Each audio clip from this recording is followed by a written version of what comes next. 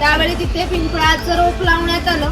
म्हणजेच हा पिंपळ 400 वर्षापूर्वीचा जुनाच. भगवान परशुराम त्याने सर्व पृथ्वी जिंकून घेतली व जिंकून घेतलेली सर्व पृथ्वी त्यांनी दान केली. दान केलेली कोणतीही गोष्ट आपण स्वतःसाठी वापरत नाही, परंतु त्यांना राहण्यासाठी भूमी आवश्यक होती. आपण ज्या ठिकाणी उभे आहोत त्या ठिकाणी हजारो वर्षापूर्वी समुद्र होता. त्याच्याशी त्यांनी युद्ध केले व त्याला 40 ते 50 किलोमीटर पाठीमागे ढकलले व या सुंदर कोकण प्रदेशाची निर्मिती केली. म्हणून या कोकण प्रदेशाला परशुरामांची भूमी असे म्हणतात. त्या गाव नियंत्रित करत असत. गावातील गावकरी एकत्र येत असत. गावातील 2 व्यक्तींची भांडणे झाली तर सगळा गाव एकत्र येऊन गाव प्रमुख त्यांच्या समोर न्यायदान करत असत. आणखीन एक महत्वाचं वैशिष्ट्य म्हणजे जगभर अशी प्रथा आहे की प्रत्येक जाती धर्माचे लोक आपापल्या देवांकडे जाऊन देवाचं दर्शन घेतात. आपण कोकणी माणसं सुद्धा वर्षभर देवळात जाऊन देवाचं दर्शन घेतो. पण ज्यावेळी आपल्याकडे शिमग्याचा सण येतो तेव्हा हा देव या पालखीमध्ये बसून प्रत्येकाच्या घरोघरी नेला जातो. म्हणजेच कोकणी माणूस आणि देव यांचं नातं इतकं जवळचं आहे की आमचं एकमेकांकडे जाणं येणं असतं. नियंत्रण ठेवतो. शिमग्याच्या वेळी या देवाला गाराणे घातले जाते. तसेच पशुबळी सुद्धा दिले जातात. इथे वीरगळ दाखवले, वीर प्राप्ती लोकांचे प्रतीक चिन्ह. इकडे कडक लक्ष्मी दाखवली. पोतराज लोक आपल्या अंगावर चापकाने फटके मारून घेतात ते इथे दाखवले.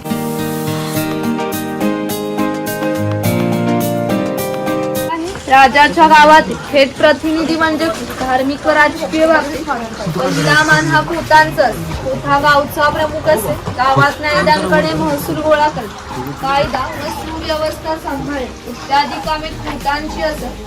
ही खोतांची बायको कोकणी स्त्रिया सुंदर होत्या आणि शूरही होत्या, परंतु त्यांना स्वातंत्र्य नव्हते. माझ घरचा उंबरठा हीच त्यांच्यासाठी मर्यादा होती. ती खोतांची 2 मुले आहेत. आपला परंपरागत खेळ सोबत्या आठवत आहे.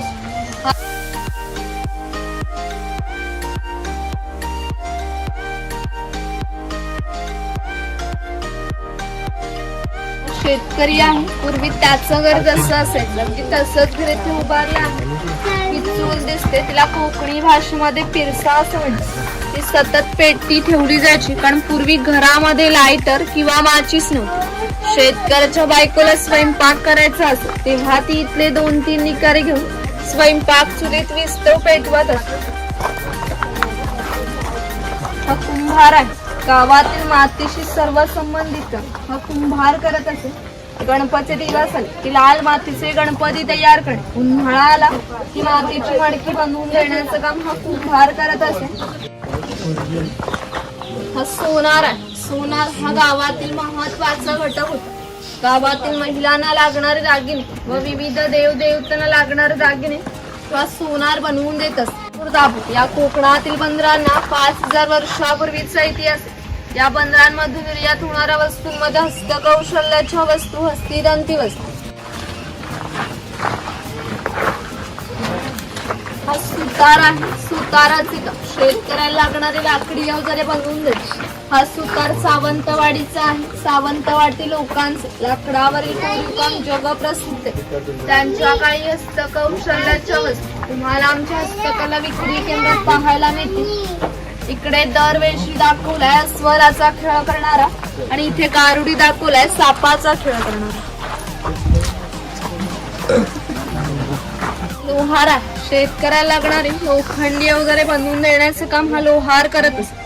500 वर्षापूर्वी कोकणाची राजकीय परिस्थिती अस्थिर होती. बरेचसे लोक सैन्यामध्ये होते. त्यांना लागणारे लोखंडी ढाली व तलवारी बनवून देण्याचं काम हा लोहार करत.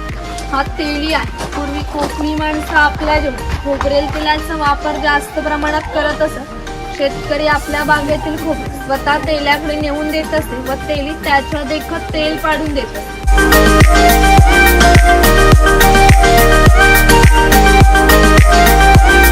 हा बुरुड आहे. पूर्वी प्रत्येक व्यवसाय जातीने होते. व्यवसाय निवडचे स्वातंत्र्य नव्हते. प्रत्येकाला आपापल्या जातीचाच व्यवसाय करावा लागत असत. म्हणजेच बांबूच्या वस्तू बनवून देण्याचं काम हा बुरुड करत असत. स्वयंपाकघरात पूर्वी घरामध्ये दगड मातीच्या वस्तू असतात. ते जातणी सारखे दिसते, त्याला घिरट असे म्हणतात. जातणीमध्ये धान्य दळून निघते, तर घिरटामध्ये भात घातले जाते, तेव्हा अख्खा तांदूळ बाहेर निघतो व कोंडा बाजूला केला जातो. मग अशी सांगितल्याप्रमाणे 12 बलुतेदार लोकांच्या घरोघरी जाऊन सेवा पुरवत असते. त्याचप्रमाणे हा काळसर या मुलीच्या घरी आले. पूर्वी कोकणी मुलींची लग्न वयाच्या 8व्या ते 10व्या वर्षी होत असत. तोपर्यंत या मुलीने बांगड्या भरण्याचा कोणताही मोबदला हा कासार घेत नसत. ज्यावेळी मुलीचे लग्न होईल त्यावेळी मुलीचे वडील त्या कासाराला एक सोन्याचा छोटा असा दागिना देत असत. हा पाणवटा ग्रामदेवतेनंतर पाणवटा एकमेव ठिकाण आहे. सगळा गाव एकत्र येत असे. लहान मुलं मासेमारी व अंघोळीसाठी येत असत, तर स्त्रिया पाणी भरण्यासाठी आणि कपडे धुण्यासाठी या ठिकाणी येत असत. हा चर्मकार आहे. चामड्याच्या वस्तू बनवून देण्याचं काम हा चर्मकार करत असतो. याच्या जोडीला आणखी एक प्रसंग सांगतो की जो 500 वर्षापूर्वी घडला. 79 किलोमीटर अंतरावर मार्लेश्वर नावाचं देवस्थान आहे. एका पर्वतामध्ये एक मोठी गुहा आहे. त्या गुहेमध्ये शंकराची पिंडी आहे. अजूनही त्या गुहेमध्ये जिवंत साप आहे. पूर्वी मार्लेश्वर देव एका गावामध्ये राहत होते. त्याच्या गावातील लोक वाईट मार्गाने वागायला लागल्यामुळे शंकराचे पावित्र्य कमी होऊ लागले. हे शंकराला मान्य होणे शक्य नव्हते. त्याने गाव सोडण्याचा निर्णय घेतला व मकर संक्रांतीच्या आदल्या रात्री तो गावाच्या बाहेर पडला. गावाच्या बाहेर या चर्मकाराचे घर होते. चर्मकार गरीब पण श्रद्धाळू आणि नीतिवान होता. शंकराने कोणत्याही जातीपातीचा भेदभाव न करता चर्मकाराला मशाल दाखवण्याची विनंती केली. चर्मकाराने अतिथी देवो भव समजून मशाल दाखवण्यास सुरुवात केली. शंकराने आज ज्या ठिकाणी मार्लेश्वर आहे त्या ठिकाणी जाऊन आपले खरे रूप प्रकट केले व चर्मकाराला दर्शन दिले. त्याला सांगितले, यापुढे मी याच ठिकाणी राहणार आहे. या गोष्टीला जवळजवळ 500 वर्ष होऊन गेली.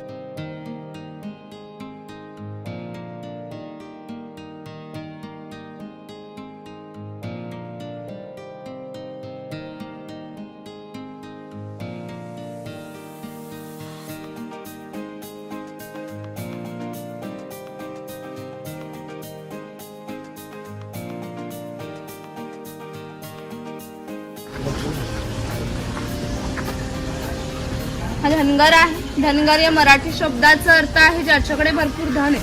हा धनगर समाज कोकणातील इतक्या दुर्गम ठिकाणी राहत असतो. तिथून त्यांचा पहिला बस स्टॉप 10 ते 12 किलोमीटर अंतरावर असतो.